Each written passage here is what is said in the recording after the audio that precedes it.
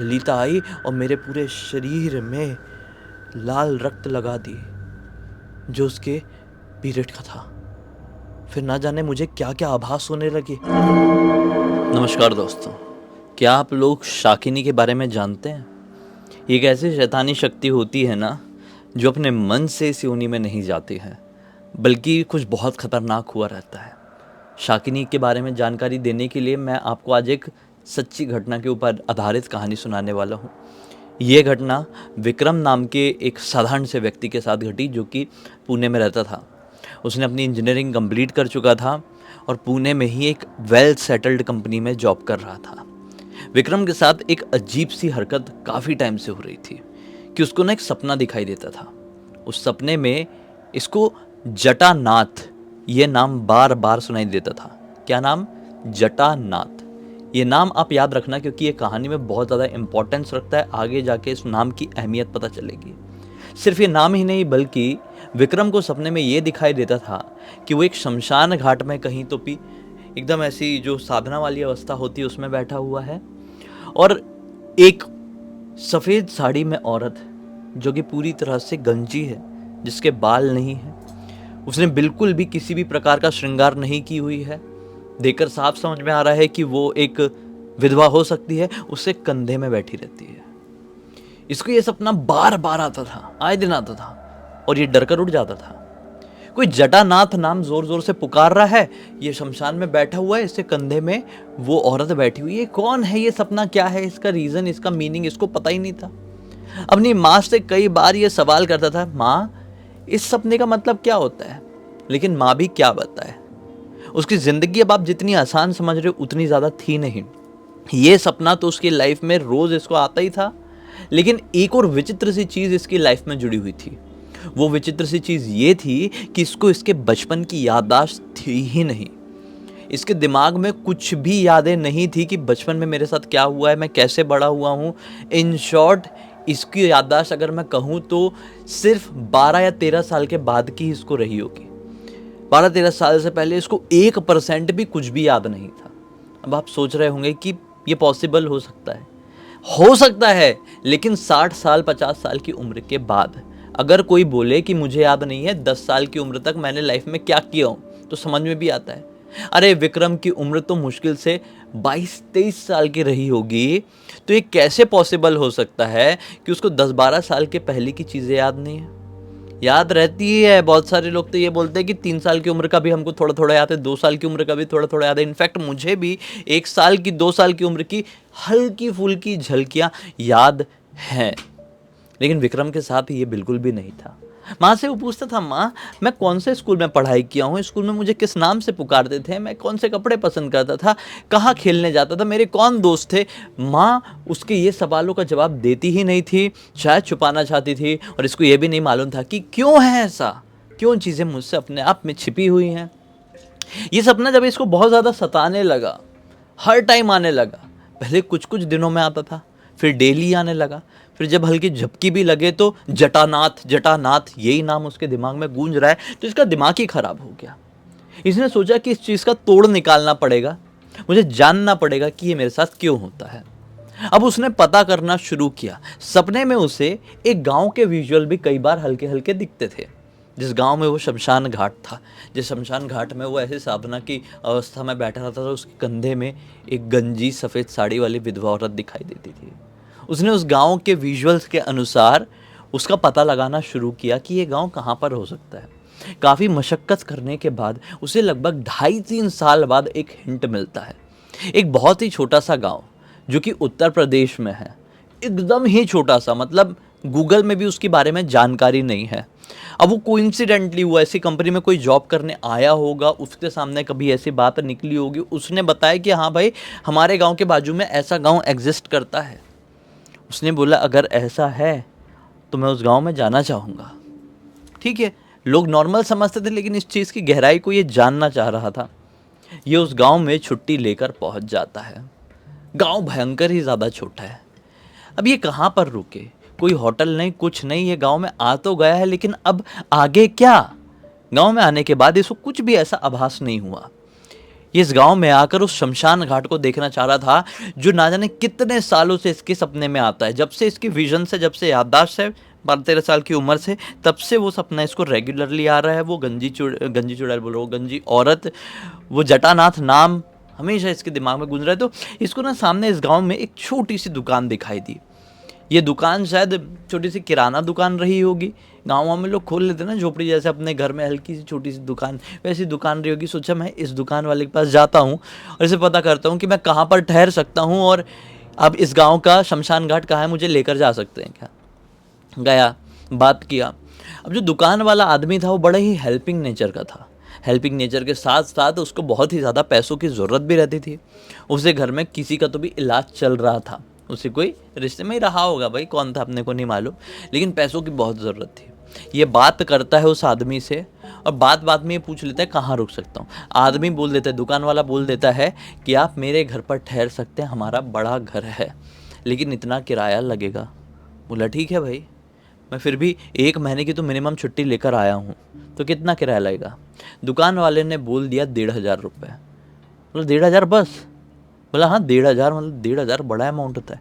पुणे से आए हुए इस लड़के के लिए 1,500 बहुत छोटी रकम थी, क्योंकि वेल सेटल्ड कंपनी में वेल सेटल्ड जॉब करता था, लेकिन दुकान वाले के लिए एक बहुत बड़ा अमाउंट था। ठीक है, ये वहाँ पर रहना शुरू कर दिया और वहाँ पर रहते रहते वहाँ की चीज़ों को परखना शुरू कर दिया। जब से वो इस गांव में आया था तब से उसको वो सपना कम हो गया था, लेकिन ख़त्म नहीं हुआ था। अब इसको इस गांव में रहते हुए 7 से 8 दिन हो गए। ऐसा नहीं था इसने इस गांव के शमशान घाट को नहीं देखा है।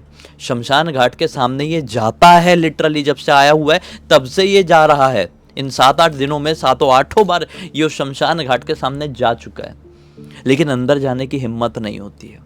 आप बोलेंगे क्यों नहीं होती है, कर क्या रहा है वहाँ पर, क्या टाइम पास छुट्टी मनाने के लिए गया हुआ है क्या? नहीं भाई, ये पूरी कोशिश में लगा हुआ है उस चीज़ का, ये तोड़ निकाले सपने को जाने। लेकिन शमशान घाट के सामने पहुँचता है तो हार्ट बीट इतनी तेज हो जाती है, धक धक धक धक धक धक धक धक, आंखों के सामने ऐसा अंधेरा छाने लगता है कि जैसे एक कदम भी अब आगे बढ़ा दिया घाट की तरफ, एक कदम भी, तो ये बेहोश होकर गिर जाएगा और मरमुरा ना जाए। इसको इस बात का डर था, इतना ज़्यादा डर लगता था इसको। ऐसा नहीं था कि ज़िंदगी में इसने कभी शमशान घाट नहीं देखा होगा, कभी कब्रिस्तान नहीं देखा होगा, दुनियादारी देखा हुआ था, लेकिन ना जाने क्यों इस जगह से इसको इतना डर लगता था। एक दिन अपने कमरे में बैठा हुआ था और मन बना लिया कि चाहे जो हो जाए मैं जाऊंगा अंदर, चाहे सांसें क्यों ना रुक जाए। अब मुझे इस चीज़ को जानना ही है, समझना ही है। जब से मैं इस गाँव में आया हूँ मुझे अपनापन क्यों लग रहा है यहाँ पर, ये जगह से मेरा क्या लेना देना। मैं तो पुणे में रहता हूँ, मेरी माँ एक छोटे से गांव में रहती है महाराष्ट्र में ही। ये यहाँ पे यूपी में इतना दूर, हजारों किलोमीटर दूर, इस छोटे से गांव से मेरा क्या वास्ता आ गया अचानक से। ये गांव के विजुअल्स मुझे क्यों दिखाई देते? कौन है वो गंजी विधवा, कौन है वो जटानाथ जिसका नाम मेरे कानों में गूंजता है? मैं क्यों साधना कर रहा होता हूँ एक तपस्वी की तरह? नहीं मालूम क्यों मेरे बचपन की यादें मेरे दिमाग में नहीं गूंजती है, कुछ भी याद नहीं है। 12-13 साल के पहले आखिर मेरी लाइफ में ऐसा क्या हुआ था, यही सोचकर ये आज रात में ही, रात के 9-10 बजे के आसपास शमशान घाट में घुस गया। भगवान का नाम लेते लेते ये घुस गया। कोई चिता ताजी ताजी जली हुई थी।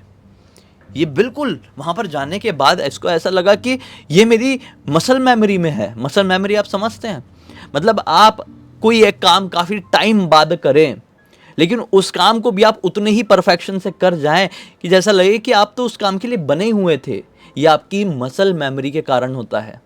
आपकी मसल्स को याद रहता है, भले ही आप कोई काम करना भूल जाए, लेकिन आपके शरीर में जो मसल्स होती है ना, उनको, मांस आपका, उनको पता रहता है कि क्या कदम उठाना है। तो वैसे जैसे ये शमशान घाट के अंदर आया, जलती हुई चिता को देखा और साइड में जाकर ऐसी अवस्था में बैठ गया और डीप मेडिटेशन में जाने लगा। ये एक ऐसी मेडिटेशन की अवस्था थी कि कुछ पलों बाद इसको आभास होने लगा कि मेरा शरीर से मेरी आत्मा बाहर निकल चुकी है। ये अब अपने आप को सामने से खड़ा होकर देख पा रहा था। ये शमशान घाट में मेडिटेशन की अवस्था में बैठा हुआ है और इसके आगे पीछे कई प्रकार के भूत पिशाच हैं, कई प्रकार की आत्माएं हैं।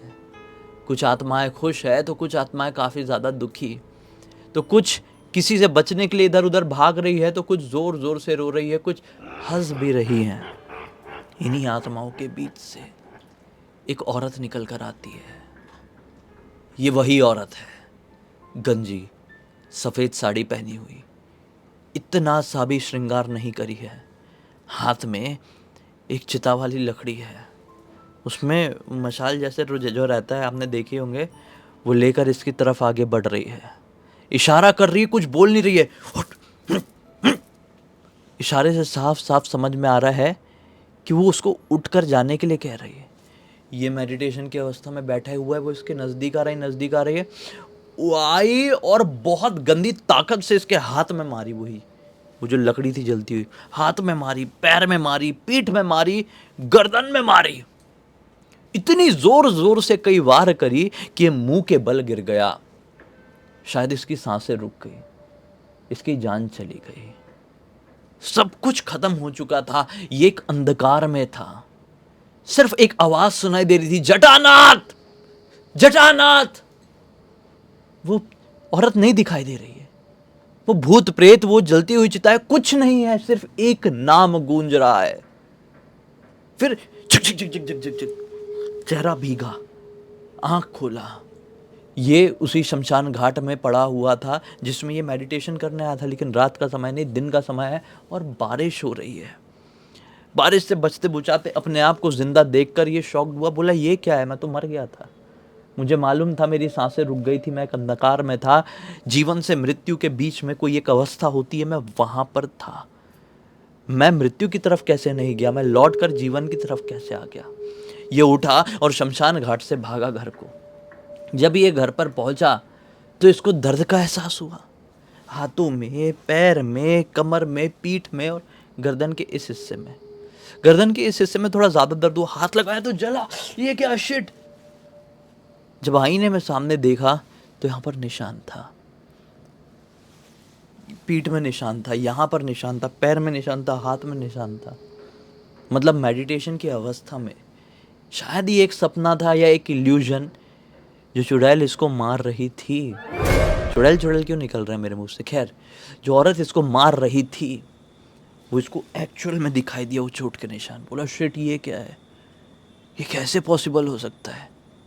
शर्ट वर्ट उतार के देख रहा था। इतने में से कमरे का दरवाज़ा खुलता है, अंदर वही आदमी प्रवेश करता है जिसने रहने के लिए उसको घर दिया हुआ है किराए पर। बोला, अरे विक्रम भाई, क्या हो गया? आप ठीक तो हो? विक्रम बोलता है, नहीं, मैं बिल्कुल भी ठीक नहीं हुई है, देखो। तो ये पूछता है कि विक्रम भाई, आपको ये सब कुछ कैसे लगा? किसी से लड़ाई हो गई क्या गाँव में? किसी ने कुछ बोल दिया? मार पिटाई हो गई? विक्रम बोलता है, नहीं, मैं रात भर शमशान में था, एक अवस्था में। उस अवस्था को क्या बोलते मुझे पता नहीं, मैं उस अवस्था में कैसे गया ये भी नहीं पता। लेकिन एक औरत आई, सफ़ेद साड़ी में, गंजी, उसके हाथ में एक मशाल जैसा कुछ था और उसने मुझे उससे पीटी और फिर मैं मर गया था। फिर बारिश हुई, उठा और ये चोट सचमुच में मुझे लगी हुई थी। बोले, क्या बात कर रहे हो विक्रम भाई? मेरे को समझ में नहीं आ रहा है, ये कैसे हो सकता है? आप मेडिटेशन पहले से करते हो क्या, साधना, योग वगैरह? बोला, नहीं, जिंदगी में नहीं किया मैं, लेकिन जब मैं शमशान घाट के अंदर प्रवेश किया तो ऐसा लगा कि मैं तो इसी के लिए बना हूँ, मैं ये पहले से करता हूँ, मुझे इसके बारे में सब कुछ पता है, लेकिन एक्चुअल में कुछ पता नहीं था। ये बोला, विक्रम भाई, मेरे को समझ में नहीं आ रहा, ऐसा कैसे हो सकता है?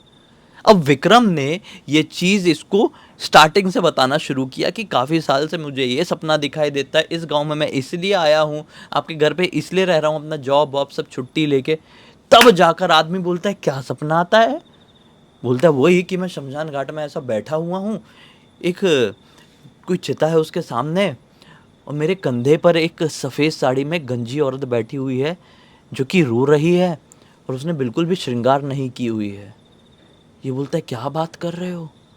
ये तो साकिनी साधना है। बोला, साकिनी साधना, ये क्या होता है?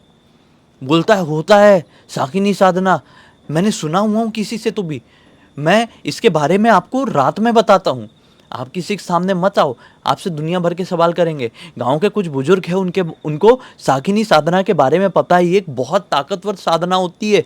इसका सपना आपको क्यों आता है मुझे नहीं मालूम, लेकिन मैं पता करके बताता हूँ।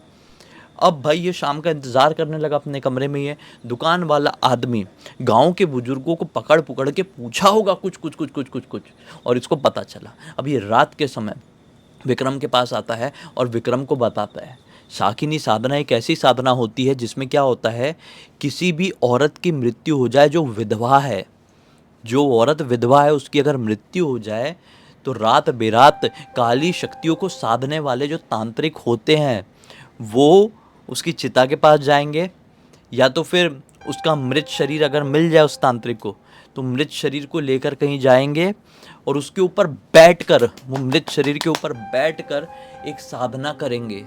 वो साधना इतनी घोर अवस्था की होगी कि वो जो औरत है, जो विधवा औरत जिसकी मृत्यु हुई है, वो जीवित हो जाएगी, या तो फिर उसकी आत्मा सामने आ जाएगी और अपने पीरियड का ब्लड उसके चेहरे पर लगाएगी, तांत्रिक के चेहरे पर, पूरे शरीर पर लगा देगी, और फिर उसके बाद वो तांत्रिक ऐसी अवस्था में चले जाएगा कि वो दुनिया की हर काली शक्तियों को वश में कर सकता है, वो शाकिनी को अपने वश में कर सकता है।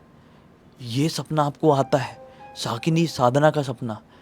इसके बारे में आपने कभी सुने थे पहले कभी भी? ये बोलता है नहीं भाई ये क्या बता रहे हो। तो वो आदमी बताता है कि शाकिनी साधना इतनी परम ताकतवर मानी जाती है कि इसका साधक असीम शक्तियों को प्राप्त कर लेता है। बोले ये कैसे हो सकता है? और बोला क्या इस साधना में ऐसा कोई जटानाथ नाम का उपयोग होता है क्या? ये कोई भगवान है क्या?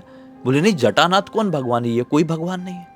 बोला फिर ये नाम कैसे हो सकता है? अब इसका दिमाग ही फिर गया। बोला इस चीज़ के बारे में तो मुझे जानना ही है, चाहे जो हो जाए। अब तो चाहे मैं मृत्यु के मुंह से निकल कर बाहर आया हूं ना, अब मैं हमेशा हमेशा के लिए भी आज ख़त्म क्यों ना हो जाऊं, लेकिन आज रात को मैं ये पता करके ही रहूँगा ये शाकिनी साधना का सपना मुझे क्यों आता है और ये जटानाथ कौन है।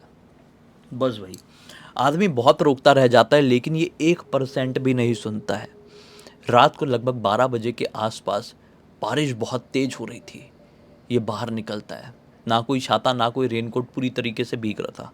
सफ़ेद रंग का हल्का कुर्ता पहना हुआ है इसने, बिल्कुल हल्का सफ़ेद पैजामा, बिल्कुल ऐसा रूप धारण कर लिया जैसा कि एक बहुत बड़े साधक का होता है। अब साधक कौन सा उस पर आप मत जाना, लेकिन एक साधक होता है जो बिल्कुल ऐसी मेडिटेशन की अवस्था में होते हैं। निकल गया, बहुत तेज़ बारिश हो रही थी, शमशान घाट में पहुंचा। कीचड़ से भरा हुआ है, जो कुछ राख कुछ चिताएं वो सब वहाँ की ज़मीन पर मिल चुकी है। वहाँ के सेंटर में जाकर बैठ गया, आंख बंद करके उस ध्यान की अवस्था में जाने लगा। सिर्फ शाकिनी शाकिनी शाकिनी शाकिनी शाकिनी, दिमाग में वही गूंज रहा है। फिर अचानक से ये उस अवस्था में चले गया जिस अवस्था में ये पिछली रात गया था, उस अवस्था में जिसमें ये खुद को देख पा रहा था, आसपास का माहौल महसूस कर पा रहा था। लेकिन आज कोई चुड़ैल नहीं, कोई भूत नहीं, कोई प्रेत नहीं, ये शमशान घाट में अकेला बैठा हुआ है। चारों तरफ सिर्फ कीचड़ और बारिश और गरजते हुए बादल। फिर जोर से किसी के चीखने की आवाज़ सुनाई देती है।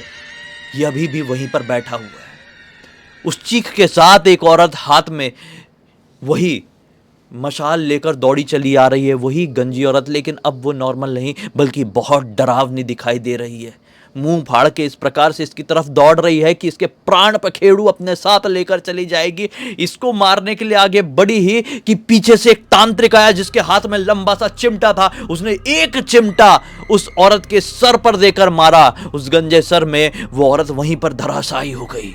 ये सब देख पा रहा है अपनी आंखों से।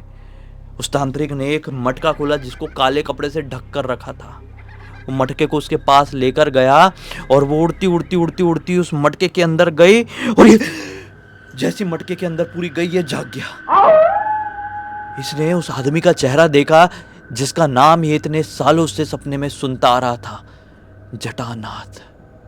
इस आदमी ने जटा बांध कर रखा था, काले कपड़े, काली शक्तियों का बहुत ही डरावना दिखने वाला एक काला साधक तांत्रिक, यही था जटानाथ।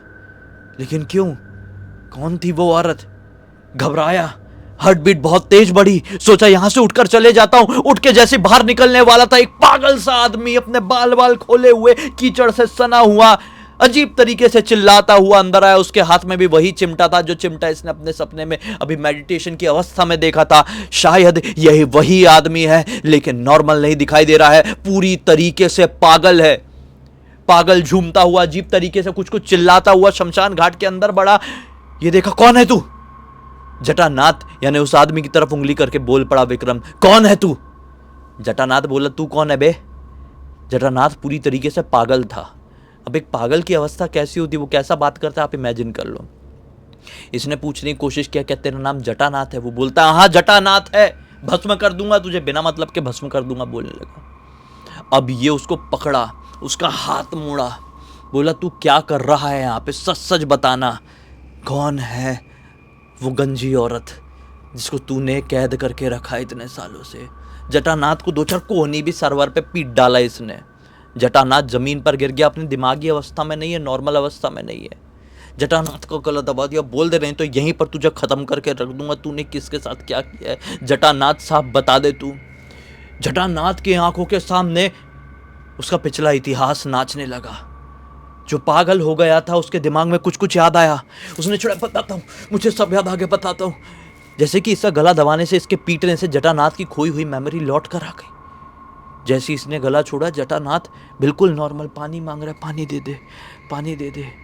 इसने देखा था शमशान घाट के बाहर की तरफ हैंडपंप है, इसको लेकर गया, हाथ पकड़ के जटानाथ को पानी पिलाया, बोला बता जटानाथ, तूने किसके साथ क्या किया है, कौन है वो गंजी सफ़ेद साड़ी वाली औरत जो रोती है, मुझे मारने के लिए आती है?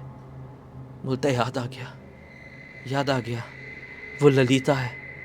बोला, ललिता मतलब?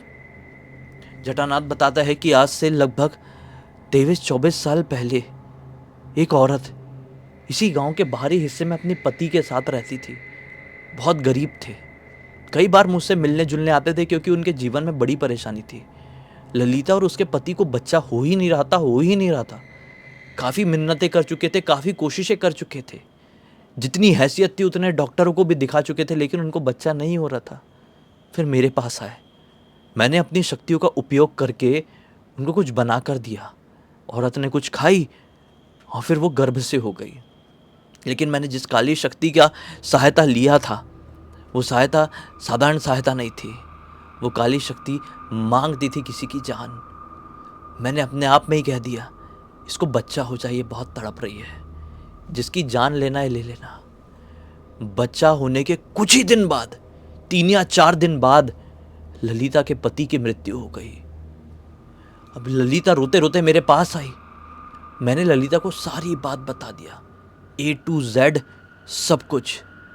ललिता इतनी ज़्यादा डर गई मेरी बातों से कि उस डर को, उस सदमे को बर्दाश्त नहीं कर पाई और ललिता का वहीं पर हार्ट फेल हो गया। ललिता मेरे सामने 1 सेकंड में बैठी हुई थी और मुंह के बल गिर गई और मर गई। मैंने सोचा कि ये क्या हो गया मुझसे, एक घोर पाप। मैंने एक जान के बदले 2-2 जान एक शैतान को दे दिया। मैंने ललिता के ऊपर साकिनी साधना किया, ये सोचकर कि ललिता को जिंदा कर दूं। बहुत देर तक मैं उसके मृत शरीर के ऊपर बैठा रहा और साधना में लीन रहा। मुझे लगा कि इस मृत शरीर में जान आ जाएगी। जान आई, लेकिन उसकी आत्मा में। मुझे ललिता सामने साफ साफ खड़ी हुई दिखाई दे रही थी। शायद 1 या 2 दिन बीत चुके थे। मैं ना पानी पिया था, ना खाना खाया था, ना उसके शव से उठा था, ना मुझे कोई बदबू आ रही थी, ना कोई सुगंध, लेकिन ललिता सामने दिखाई दे रही थी, बिना बालों के, रोती हुई, सफ़ेद साड़ी में बिलखती हुई, तड़पती हुई।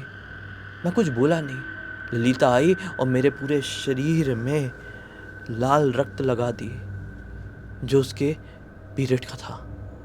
फिर ना जाने मुझे क्या क्या आभास होने लगे, क्या क्या चीज़ें दिखाई देने लगी। मैं उन चीज़ों को संभाल नहीं पाया और मेरी दिमागी अवस्था खराब हो गई, मैं पागल हो गया। उसके बाद मुझे कुछ नहीं पता। आज मेरी आंखें खुल रही है, मैं तो सोया हुआ था ऐसा लगता है। उसके बाद का कुछ नहीं पता मुझे। तब जाकर विक्रम को समझ में आया कि इस तांत्रिक ने साकिनी साधना तो कर दिया था, लेकिन ये उसके लिए तैयार नहीं था। ये उससे इतना ज़्यादा डर गया, साकिनी को जागृत करने के बाद इतना ज़्यादा कमज़ोर पड़ गया डर के मारे कि इसने अपनी दिमागी अवस्था को संभाल ही नहीं पाया और ये पागल हो गया। ये पागल पागल फिरने लगा और वहाँ पर ललिता की आत्मा जागृत हो गई और वो भी भटकने लगी। लेकिन ये सपना मुझे ही क्यों आता है? विक्रम को ये सवाल रहा। इसने पूछा भी, तो क्या आप नहीं जानते मुझे ये सपना क्यों आता है बार बार? तांत्रिक बोलता है ये तो अब कोई पागल भी बता देगा कि तुझे ही सपना क्यों आता है, तू ही ललिता का बेटा है। बोला क्या, ये कैसे हो सकता है? ललिता तो यहां पर रहती थी, मैं महाराष्ट्र के एक छोटे से गांव से हूं। बोला ये सब मुझे नहीं मालूम, लेकिन इतना जरूर मालूम है कि तू ही ललिता का बेटा है। उसके दिमाग के परखच्चे उड़ गए। ये उठा और जाते हुए सिर्फ एक ही चीज बोला, मैं ललिता का बच्चा हूं या नहीं हूं ये फर्क नहीं पड़ता, तू ललिता की आत्मा को आजाद कर दे, कैसे भी करके उसको रिहा कर दे, वो भटक रही है, परेशान है। ये अगले दिन की गाड़ी पकड़ के डायरेक्ट अपने गांव पहुंचा महाराष्ट्र में। अपनी माँ से मिला, माँ सच सच बताओ क्या मैं आपका बेटा हूँ या फिर मुझे कहीं से गोद लिए हो? और फिर माँ ने एक ऐसा राज खोली जिसके सामने पिछले 22-23 साल से बंद था। माँ ने बताई कि हाँ बेटा, तुझे हमने गोद लिए उत्तर प्रदेश के एक छोटे से गांव से। तब इसका दिमाग समझ में आया कि मेरे साथ ये सब कुछ क्यों हो रहा था। देखिए आप लोगों ने कि समय का पहिया कैसा घूमता है, और कहीं कोई तड़प रहा हो तो वो तड़पन, वो आत्मा, वो शक्ति कैसे अपने आज़ाद होने का रास्ता ढूंढ ही लेती है। इस केस में जैसा हुआ, इस पूरी घटना की जानकारी मुझे विक्रम ने ही इंस्टाग्राम पर लिख कर भेजा। बोला भाई पूरी दुनिया को बताओ, एक सीख दो, एक सबक दो। अब तक देख लिया था तो लाइक कर देना, चैनल को सब्सक्राइब कर देना। इंस्टाग्राम हमारी वेबसाइट की लिंक डिस्क्रिप्शन बॉक्स में मिल जाएगी, जुड़ जाना और हमारी वेबसाइट में आके हमारे प्रोडक्ट और सर्विसेज चेकआउट करके खरीद सकते हैं, कुछ अच्छा लगे तो। बाकी चलो कल फिर से मिलते, तब तक के लिए बहुत बहुत धन्यवाद। आपका दिन शुभ हो।